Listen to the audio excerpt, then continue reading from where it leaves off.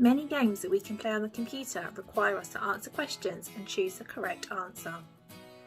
What is 5 times 4? We input our answer by typing in the correct answer and pressing the tick.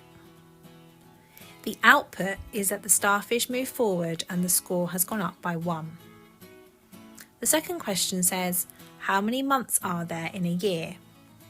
If we enter an incorrect answer, the output is that the starfish moves backwards and the score doesn't change. For games like this to work, the questions need to be closed questions. That means there can only be one correct answer. The ask command can be found in the Sensing tab. We drag it across and then we can change the question to what we want it to be.